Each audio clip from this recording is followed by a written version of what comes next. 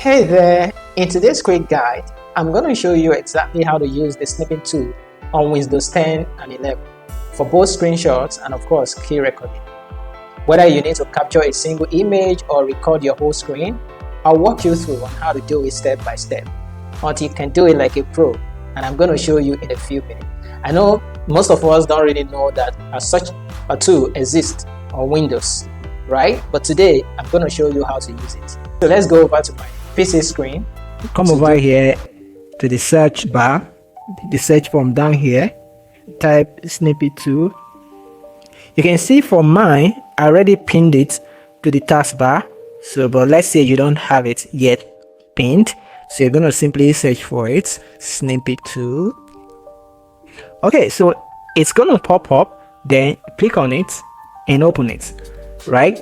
That is there are actually two ways to find this. The first one is this: search for it and get it out. You click on it and open it, and then you can see what it has here. Over here, you're going to pick your reference first. Now you have video.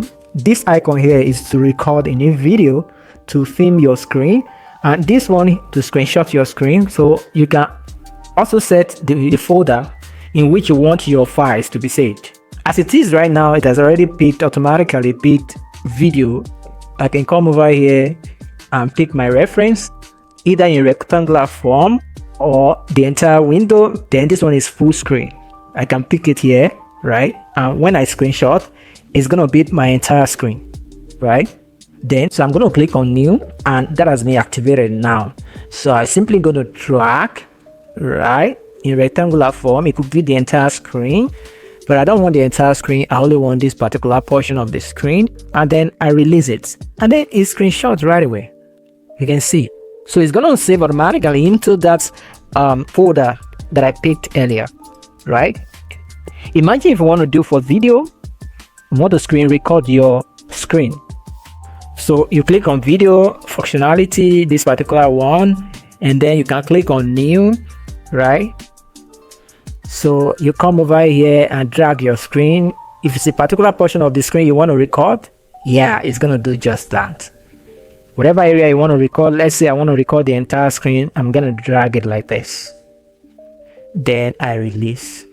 Once I release, it's going to stay in there, and then you can see the broken lines indicating the particular portion of the screen that is going to work on. But now this is quite different from screenshot functionality, because once you drag and release your hand, it's going to stay in there, but that doesn't mean that it has started working.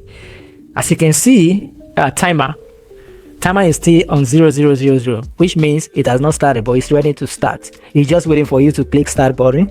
And there are a bunch of things that you can do here. You can see over here, you can still mute your system audio, right? That means you can mute the noise that is coming from your PC. And over here, you can actually mute your microphone, right? This microphone icon. So you can click the drop down and you see mute. You can see the particular microphone that I have here. Haven't done that, you're going to come over here and click start. Then the timer will start counting, right? Which means it has started recording. So you can come over here, you can pause, you can stop, right? If you pause, you can pause it and wait for a while, before you continue, and then you come over here again and click play and keeps playing.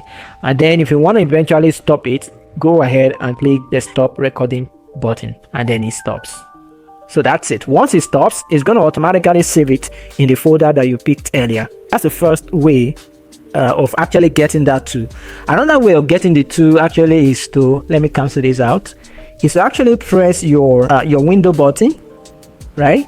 Click on window and then shift and R.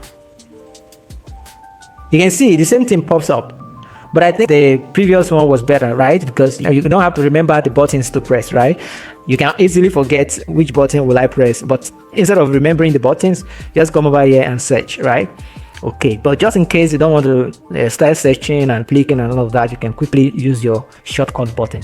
The same thing as we had in the previous one. So that's it. I hope you got it correctly. If you found this video helpful, don't forget to like and subscribe, and then hit the notification bell so you never miss any next updates about tech. Thank you very much for watching, and I'll see you in the next video. Until then, God bless you, and bye.